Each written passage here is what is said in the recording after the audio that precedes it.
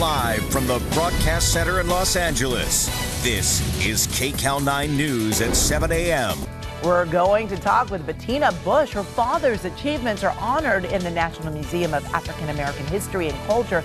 That's opening today. We're so excited. She's going to tell us all about her father's life next.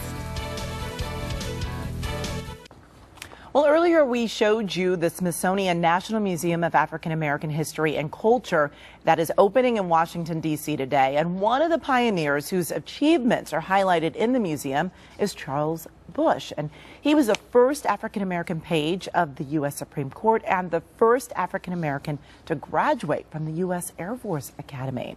And right now we want to welcome his daughter, Bettina Bush. Thanks so much for coming in. Thank you for having me. This is very exciting. And now your father spent, what, the last 20 years of his life or so here in Southern California? Yes, I was raised in Calabasas, and we lived there my dad lived there for 30 years. Wow. Yeah, so it's been really wonderful and a huge honor for our family to know that they are including him in the Smithsonian.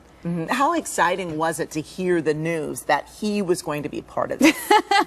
My husband will tell you I screamed.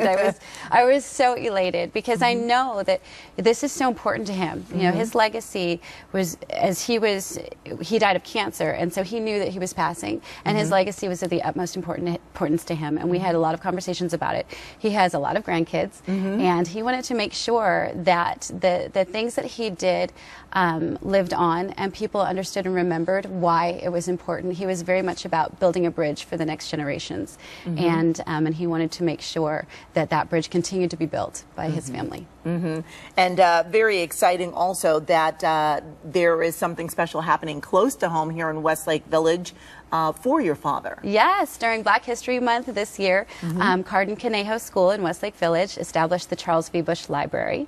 And the importance of that library is that, you know, diversity was my dad's legacy. What he used to always say was diversity is a leadership issue. And what you really need to do is make sure that diversity initiatives come from the top and work their way down. And what better way to have a tribute to diversity than creating a library where kids can come in and read and learn about the people who came before them and all of the leadership that has occurred.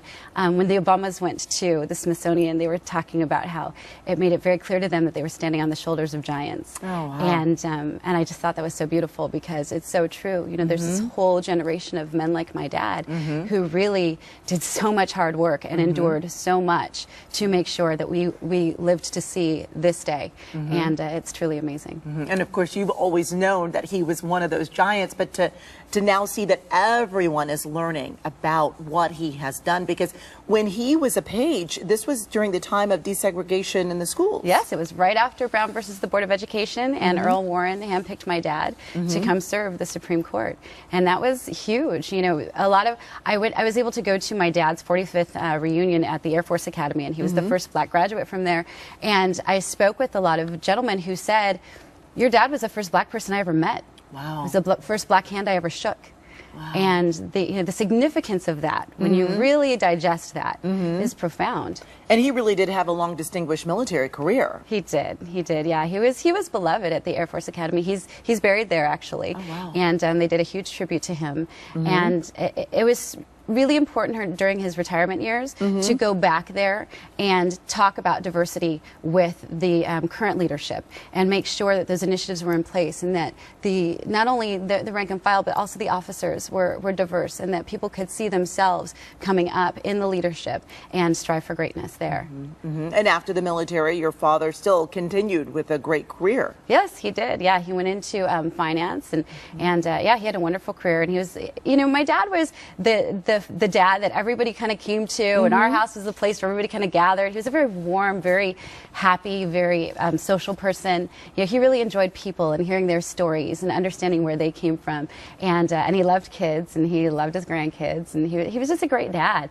You know, so for me, it's amazing to see someone who was such a positive force in so many people's lives that I know be honored in this way, not only for his historic achievements, but just because he was a great person. Yeah. And do you have have plans to go to the museum? I do. I can't wait. Yes. I'm very excited. Yes. Yeah, I think we're all excited. You know, it's one of those once in a lifetime things, and it truly is so special and such an honor. Yeah, certainly is. And it's nice to know that he's being honored on such a big level, and then right here at home for young kids. Yeah, it's important, you know, I think that when you look at the legacy that so many of these leaders have left, it all starts at home. It all starts, you know, within the family, and then it expands into the schools, and then to the local government. You know, it's all like this big snowball effect, and it's really beautiful. And so to see, you know, they're the smaller local tribute, and then this huge national level tribute. It's such a full circle feeling.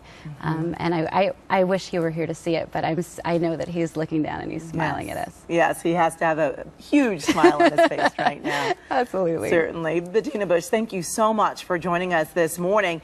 And, you know, such a special honor for your family that we're so happy that you were willing to share with us.